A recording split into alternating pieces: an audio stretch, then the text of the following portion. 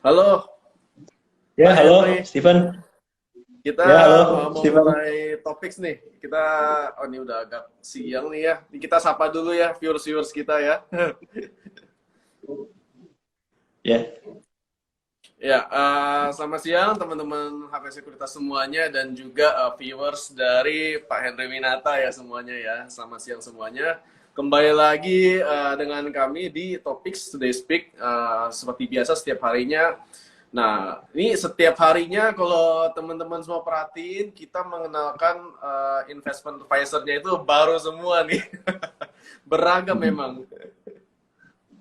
Nah, dan nggak kalah pentingnya yang pasti ya yang luar biasa semua dan juga materi yang diberikan pun juga nggak kalah luar biasanya juga.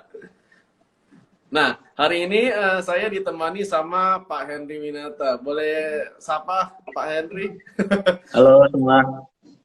Nah, ini kita manggilnya Ko juga boleh nggak sih? Boleh, boleh. Ko Henry ya, kita manggilnya ya. Ya, Oke, nah langsung aja kok. Nah, kalau sesuai dengan tema yang mau kita bawain hari ini ya, itu tentang financial planning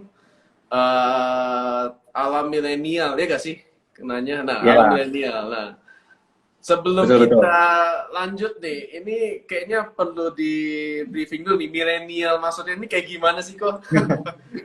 Ya, jadi sebenarnya kalau dari kategori umur ya, milenial itu atau generasi Y itu orang yang lahir di tahun 1981 sampai 1994. Jadi kurang lebih kayak saya nih, saya masih termasuk golongan milenial angkatan terakhir. Masih Nah, muda. ada lagi, iya, angkatan terakhir tapi. Nah, ada lagi namanya nanti generasi Z itu dari tahun 1995 sampai 2010. Jadi kurang lebih sih generasi Z ini yang awal-awal ini kan baru masuk ke dunia kerja mungkin ya, baru di umur 20-an, baru lulus kuliah, jadi baru-baru masuk ke dunia kerja nih. Jadi penting banget nih kita uh, kasih literasi, apalagi khususnya bagaimana untuk manage keuangan dari anak-anak milenial ini agar nanti uh, uangnya ini nggak habis untuk barang konsumsi aja gitu. Oke, nah enak kan kalau berarti kan kalau yang ko Henry bilang ya kalau mereka-mereka ini baru masuk ke dunia kerja lah kurang lebih lah ya bisa dibilang kayak gitu.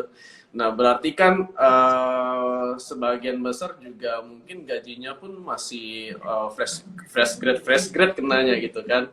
Nah Iya, betul, betul. Nah, kalau dari Ko Henry sendiri, gimana sih untuk planningnya mereka-mereka ini? Nah, ya anggap kita mereka itu gajinya mungkin sekitar UMR lah. Nah, itu pembagian planning kayak gimana sih kok buat Nah, mereka-mereka UMR ini? ya. Jadi kalau kita ngomong UMR Jakarta ya, mungkin kita genepin aja sekitar 5 juta ya. Nah, apalagi di zaman sekarang ya.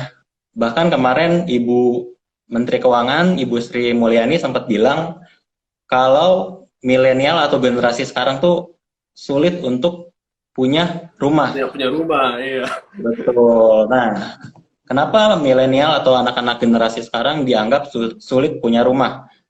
Karena kenaikan harga properti yang di pasaran ini sangat tidak sebanding dengan pendapatan yang kita terima.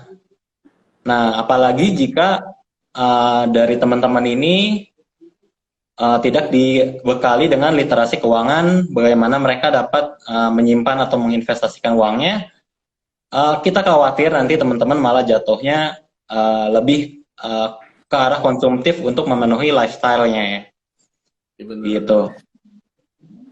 Nah, Apalagi apalagi, anak-anak jaksel ya hmm, kok ya. iya, apalagi anak-anak Jaksel ya. Gak ini Nah, buat candaan aja hmm, teman-teman. Nggak semua jaksel begitu. Kok ya? nah, apalagi mungkin kita sering dengar istilah sandwich generation ya.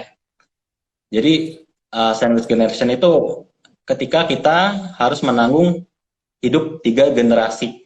Generasi atas kita seperti orang tua dan generasi di bawah kita atau misalnya anak kita. Nah, oleh sebab itu pentingnya literasi keuangan ini agar dari teman-teman mungkin bisa save untuk dana untuk pensiun, sehingga nanti teman-teman tuh bisa memutuskan rantai dari sandwich generation ini. Jadi Generation-nya itu ya. nggak sampai berlarut-larut sampai turun temurun gitu. Nah, yang paling simpel sebenarnya untuk mengatur keuangan ini kita bisa membagi dari formula 50, 30, dan 20. Apa aja tuh kok? Nah, jadi 50% itu dari pendapatan bisa kita gunakan untuk menentukan kebutuhan atau kebutuhan dasar untuk hidup ya. Jadi 50% pendapatan kita bisa sisihkan untuk keperluan hidup. Nah, keperluan hidup ini perlu kita gambarin lagi nih, kira-kira seperti apa? Mungkin kan dari sandang, pangan, papan, kalau kebutuhan primer ya. Nah, atau di zaman sekarang kayak teman-teman tuh harus punya asuransi lah, daripada nanti ketika teman-teman udah saving money banyak, ternyata uangnya habis hanya untuk berobat. Ya, jadi menurut saya sih sekarang teman-teman asuransi itu sebagai kebutuhan dari teman-teman juga. Nah, selain itu ada lagi 30% itu teman-teman bisa untuk alokasikan ya di gaya hidup. Jadi teman-teman juga tetap bersosialisasi dengan teman-temannya. Jadi nggak terlalu ansos atau introvert. Karena Kayak ya ngopi gitu ya kok ya, ya kurang lebih. ya itu masih nongkrong-nongkrong lah ya. Rekreasi, jalan-jalan, itu teman-teman bisa alokasikan 30% kurang lebih dari pendapatan teman-teman. Nah, sisa 20%-nya ini teman-teman bisa gunakan untuk saving atau investasi. Nah, investasi ini sebenarnya ada banyak instrumennya ya. Nah, itu dia Jadi, maksudnya kok. Kan beda-beda lah ya. beda-beda. Gimana tuh, Kok? Jadi, bagaimana kita menentukan instrumen investasi yang cocok dengan kita? Kita bisa mulai dari pertama menentukan tujuan investasi. Nah, tujuan investasi ini apakah kita untuk beli rumah, ataukah tujuan investasi kita untuk pendapatan atau hari pensiun atau hari tua, ataukah untuk pendidikan, atau bahkan untuk misalnya untuk menikah. Nah, tujuan investasi ini penting karena kita bisa menilai jangka lama waktu kita berinvestasi. Mungkin kalau teman-teman yang umurnya masih muda, untuk investasi di instrumen keuangan yang lebih beresiko seperti saham, itu teman-teman masih bisa, atau profil risikonya masih cukup. Karena kan umur teman-teman masih panjang ya, jadi semakin panjang time frame itu untuk instrumen beresiko itu lebih aman. Gitu. Oke. Atau bisa tentukan juga dari profil resikonya nih, teman-teman nih lebih ke konservatif, moderat, atau yang tipe high risk, high return. Nah, apa namanya, menanggapi yang Koko bilang nih tadi, ini kan berarti memang kita mesti tahu dulu nih kita tujuan investasi itu ngapain, dan juga mesti tahu juga kira-kira risikonya itu bisa kita terima ya gak sih kok, kurang lebih kayak gitu kok. Iya, betul. Jadi tujuan atau dari risk profile kita itu akan menentukan kita lebih cenderung investasi ke instrumen apa gitu. Nah, kalau tadi sempat dibilang itu kalau untuk anak muda itu kan bisa ya lebih masuk kalau ke instrumen seperti saham ya kok ya.